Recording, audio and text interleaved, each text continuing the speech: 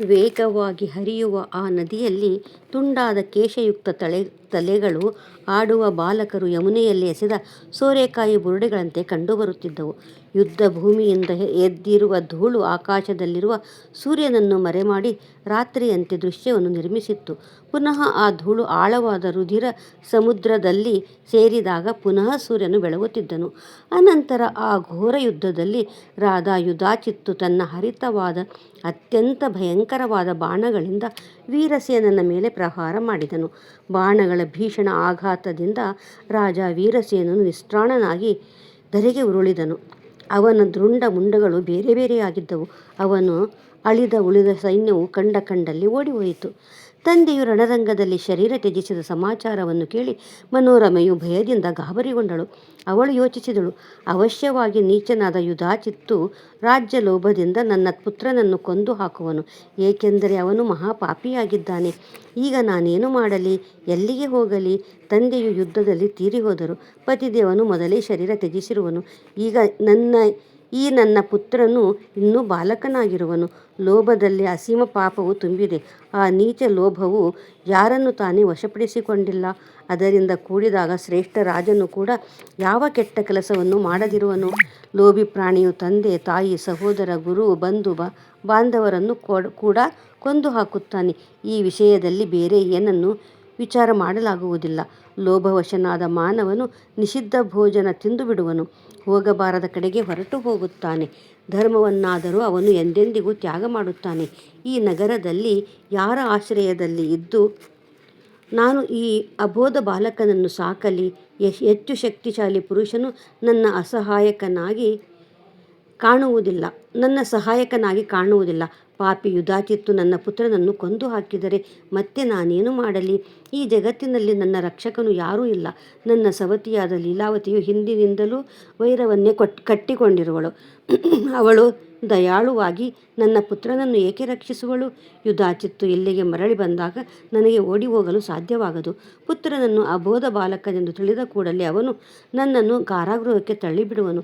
ಇಂತಹ ಹೊಟ್ಟೆ ಕಿಚ್ಚಿನಿಂದಲೇ ಇಂದ್ರನು ಮಲತಾಯಿಯಾದ ದ್ವಿತೀಯ ಗರ್ಭಸ್ಥ ಬಾಲಕನನ್ನು 7 ತುಂಡುಗಳಾಗಿಸಿದ್ದನು. ಆ 7 ತುಂಡುಗಳನ್ನು ಪುನಃ 7 ಭಾಗ ಮಾಡಿದ್ದನು. ಆಗ ಇಂದ್ರನು ತನ್ನ ವಜ್ರವನ್ನು ಚಿಕ್ಕದಾಗಿಸಿ ಕೈಯಲ್ಲಿ ಹಿಡಿದು ದ್ವಿತೀಯ ಗರ್ಭವನ್ನು ಪ್ರವೇಶಿಸಿದ್ದನು.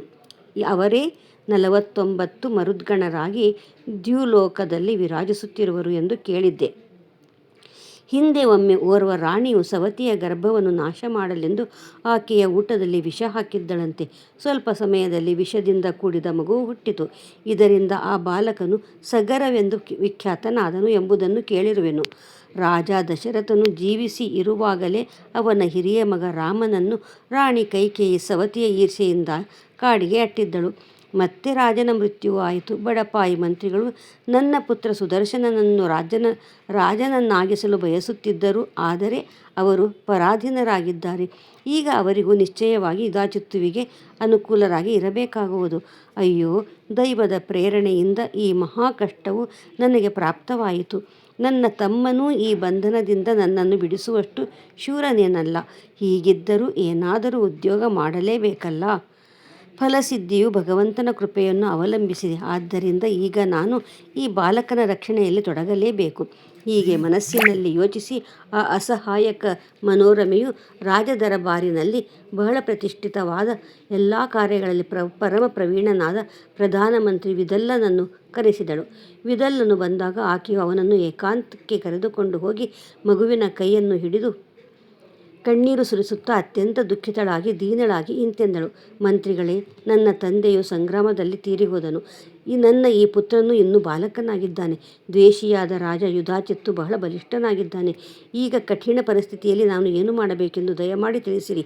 ಇದನ್ನು ಕೇಳಿದ ಮಂತ್ರಿ ವಿದಲ್ಲನು ಮನೋರಮೆಯಲ್ಲಿ ಹೇಳುತ್ತಾನೆ, ಮಹಾರಾಣಿ, ಈಗ ಈ ಸ್ಥಳದಲ್ಲಿ ಖಂಡಿತವಾಗಿ ಇರಕೂಡದು. ನಾವುಗಳು ಕಾಶಿ ಬಳಿಯ ವನಕ್ಕೆ ಹೋಗುವ. ಅಲ್ಲಿ ಸುಬಾಹು ಎಂಬ ಹೆಸರಿನಿಂದ ವಿಖ್ಯಾತನಾದ ನನ್ನ ಮಾವನಿರುವನು. ಅವನ ಬಳಿ ಅಪಾರ ಸಂಪತ್ತು ಇದೆ. ಹೆಚ್ಚಿನ ಬಲಿಷ್ಠನೂ ಆಗಿರುವನು. ಅಲ್ಲಿ ನಮ್ಮ ರಕ್ಷಣೆಯಾಗಬಹುದು. ರಾಜ ಯುಧಾಚಿತ್ತುವನ್ನು ಭೇಟಿಯಾಗಬೇಕೆಂದು ನನ್ನ ಮನಸ್ಸಿನಲ್ಲಿ ಇಚ್ಛೆ ಇದೆ ಎಂದು ಹೇಳಿ ರಥದಲ್ಲಿ ಕುಳಿತು ನಗರದಿಂದ ಹೊರಡಬೇಕು. ಈಗ ಇದರಲ್ಲಿ ವಿಳಂಬ ಮಾಡಬಾರದು. ಮಂತ್ರಿ ವಿದಲ್ಲನು ಹೀಗೆ ಹೇಳಿದಾಗ ರಾಣಿ ಮನೋರಮೆಯು ಓರ್ವ ದಾಸಿ ಮತ್ತು ಮಂತ್ರಿ ವಿದಲ್ಲನನ್ನು ಜೊತೆಗೆ ಕರೆದುಕೊಂಡು ರಥದಲ್ಲಿ ಕುಳಿತು ನಗರದಿಂದ ಹೊರಕ್ಕೆ ಹೊರಟು ಹೋದಳು. ಆಗ ಅವಳು ಭಯದಿಂದ ಗಾಬರಿಗೊಂಡಿದ್ದಳು. ಮನಸ್ಸಿನಲ್ಲಿ ದುಃಖದ ಮೋಡಗಳು ಕವಿದಿದ್ದವು. ಆಕೆಯ ದೀನತೆಗೆ ಸೀಮೆಯೇ ಇರಲಿಲ್ಲ. ತಂದೆಯ ಮರಣದ ದುಃಖ ಮನಸ್ಸಿಗೆ ಕಾಡುತ್ತಿತ್ತು. ಯುಧಾಚಿತ್ತುವನ್ನು ಭೇಟಿಯಾದ ಬಳಿಕ ಮನೋರಮೆಯು ಶೀಘ್ರವಾಗಿ ತಂದೆಯ ದಹನ ಸಂಸ್ಕಾರ ಮಾಡಿದಳು. ಭಯದಿಂದ ಆಕೆಯ ಮೈಯೆಲ್ಲ ನಡುಗುತ್ತಿತ್ತು. ಮತ್ತೆ ಅಲ್ಲಿಂದ ಹೊರಟು 2 ದಿನಗಳಲ್ಲಿ ಗಂಗಾ ತೀರಕ್ಕೆ ತಲುಪಿದರು. ದಾರಿಯಲ್ಲಿ ಅನೇಕ ಕಳ್ಳರು ನಿಷಾದರು ಇದಿರಾಗಿ ಇವಳ ಬಳಿಯಲ್ಲಿ ಇದ್ದ ಧನವನ್ನು ರಥವನ್ನು ಕಿತ್ತುಕೊಂಡು ಓಡಿ ಹೋದರು. ರಾಣಿ ಮನೋರಮೆಯ ಮೈ ಮೇಲೆ ಒಂದು ಸೀರೆ ಮಾತ್ರ ಉಳಿದಿತ್ತು. ಕಣ್ಣುಗಳಿಂದ ಸತತವಾಗಿ ಕಣ್ಣೀರು ಹರಿಯುತ್ತಿತ್ತು. ಅವಳು ದಾಸಿಯ ಮತ್ತು ಪುತ್ರನ ಕೈ ಹಿಡಿದುಕೊಂಡು ಗಂಗಾ ತೀರಕ್ಕೆ ಬಂದಳು. ಭಯದಿಂದ ಅತ್ಯಂತ ಗಾಬರಿಗೊಂಡು ಅವಳು ಶೀಘ್ರವಾಗಿ ದೋಣಿಯನ್ನೇರಿ ಪುಣ್ಯಸಲೀಲೆ ಗಂಗೆಯನ್ನು ದಾಟಿ ಚಿತ್ರಕೂಟವನ್ನು ಸೇರಿದಳು. ಭಯದಿಂದ ವ್ಯಾಕುಲಳಾಗಿ ಅವಳು ಬೇಗನೆ ಭಾರದ್ವಾಜರ ಆಶ್ರಮಕ್ಕೆ ಹೋದಳು. ಅಲ್ಲಿ ಅನೇಕ ಋಷಿಗಳನ್ನು ನೋಡಿ ಆಕೆಯ ಭಯ ದೂರವಾಯಿತು. ಅನಂತರ ಮುನಿವರ್ಯ ಭಾರದ್ವಾಜರು ಮನೋರಮೆಯಲ್ಲಿ ಕೇಳಿದರು, ಶುಚಿಸ್ಮಿತೆ, ನೀನು ಯಾರಾಗಿರುವೆ? ನೀನು ಯಾರ ಪತ್ನಿಯಾಗಿರುವೆ? ಇಷ್ಟೊಂದು ದುಃಖವನ್ನು ಸಹಿಸಿ ನೀನು ಇಲ್ಲಿಗೇಕೆ ಬಂದಿರುವೆ? ನಿಜವನ್ನು ಹೇಳು ಸುಂದರಿಯೇ. ನೀನು ದೇವಿಯೋ ಮನುಷ್ಯಳೋ? ಈ ಅಬೋಧ ಬಾಲಕನನ್ನು ಕರೆದುಕೊಂಡು ಕಾಡಿಗೆ ಬರಲು ಕಾರಣವೇನು? ಕಮಲನಯನೇ, ನೀನು ರಾಜ್ಯಭ್ರಷ್ಟಳಾಗಿರುವೆ ಎಂದು ಅನಿಸುತ್ತದೆ. ಮುನಿವರ ಭಾರದ್ವಾಜರು ಹೀಗೆ ಕೇಳಿದಾಗ ರಾಣಿ ಮನೋರಮೆಯು ಯಾವ ಉತ್ತರವನ್ನು ಕೊಡಲಿಲ್ಲ. ಅವಳಿಗೆ ದುಃಖದಿಂದ ಮಹಾ ಸಂತಾಪವಾಗುತ್ತಿತ್ತು. ಕಣ್ಣುಗಳಿಂದ ಕಣ್ಣೀರ ಧಾರೆ ಹರಿಯುತ್ತಿತ್ತು. ಆಕೆಯು ವಿದಲ್ಲನಿಗೆ ಸನ್ನೆ ಮಾಡಿದಳು. ಆಗ ಮಂತ್ರಿ ವಿದಲ್ಲನು ಮುನಿಗಳಲ್ಲಿ ಹೇಳಿದನು, ಸ್ವಾಮಿ, ಧ್ರುವಸಂಧಿ ಎಂಬ ಪ್ರಧಾನ ಅರಸನೊಬ್ಬನಿದ್ದನು. ಇವಳು ಅವನ ಧರ್ಮಪತ್ನಿಯಾಗಿದ್ದಾಳೆ. ಇವಳ ಹೆಸರು ಮನೋರಮಾ ಎಂದು. ಸೂರ್ಯವಂಶಿ ಮಹಾರಾಜ ಧ್ರುವಸಂಧಿಯು ಮಹಾಪರಾಕ್ರಮಿಯಾಗಿದ್ದನು.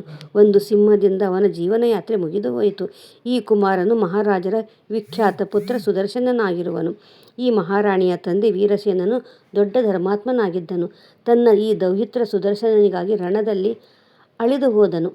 ಈಗ ರಾಜ ಯುಧಾಚಿತ್ತುವಿನ ಭಯಗೊಂಡು ಈ ರಾಣಿಯು ನಿರ್ಜನವನದಲ್ಲಿ ಅಲೆಯುತ್ತಿರುವಳು.